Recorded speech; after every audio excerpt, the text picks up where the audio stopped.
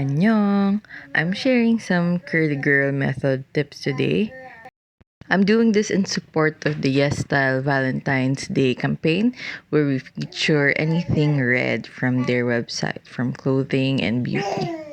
So I'm sharing my favorite silk hair products. This one is red, and you can get it at Yes Style. When you use the code SWEET21 plus GINYNJA, you get up to 20% off of your orders. So this one, this red headband, I use it just to get hair off my face, of course. Para press ko lang. And really helpful yung silk to keep your hair also silky, so it doesn't dehydrate your hair. Just like this silk scarf.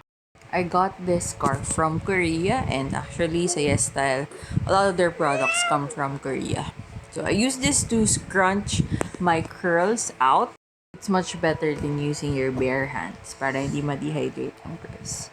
I also use this as a headband, of course. Pag gusto kong takpan lang yung hair ko, gusto ko out of the face siya. So, either like bandana type or pa headscarf siyang ganito.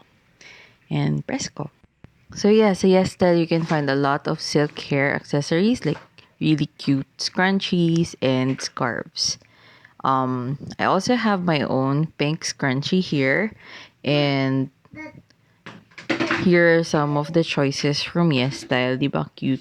Meron pang bowy hair tie. So yeah, for the silk scrunchie, I use it, of course, to ponytail my hair or parang to keep it half up. Para medyo press ko lang pag kailangan ko. So today, I'll show you how to make one from scratch using your old cloth. I have this old nightie that I no longer use na ginagawa ko na scrunchie. Of course, you need scissors to cut a rectangular part of the fabric. You also need thread.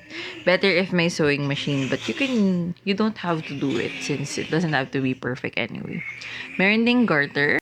If you're OC, pwedeng tape measure, pwede rin yung mga fabric pens to mark everything. So, let's go. First is you need to lie your cloth flat like this. Measure yung gusto nyo munang width ng scrunchie and cut out the rectangular piece of fabric. It really has to be this long for it to work. Mine is 20 inches and then 6.5 to 7 inches wide siya. So, fold it in half with the wrong side yung nasa labas, finold, and then just do a running stitch dun sa loose ends. So, better if you have a sewing machine. Sorry, yung baby ko yun, being silly. So, yeah. Just sew one side together, and doesn't have to be perfect kasi hindi naman makikita to at the end. So, once you do that, you can scrunch yung running stitch nyo and then just secure that at the end. Once that's done, you can put together one end. Make sure to leave some room for the garter. I'm using around 11 inches of the garter here.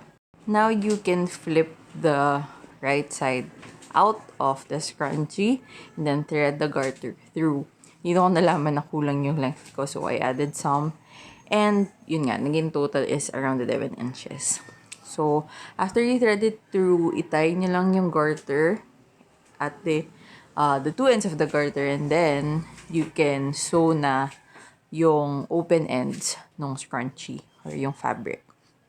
So, it doesn't have to be perfect since hindi naman halata. But if you want to be a perfectionist, you can use the same colored thread, tapos very clean na mga stitches. Me, I just made do with what I have here. And yun. So, kahit naman ganito yung gamit ko, when I wear the scrunchie na, hindi na halata na gano'n. So, here's the final product. Not perfect, but really curly girl friendly. Hope you like the quick tutorial, but alternatively, just shop at Yes Style using SWEET21 plus GINYNJA.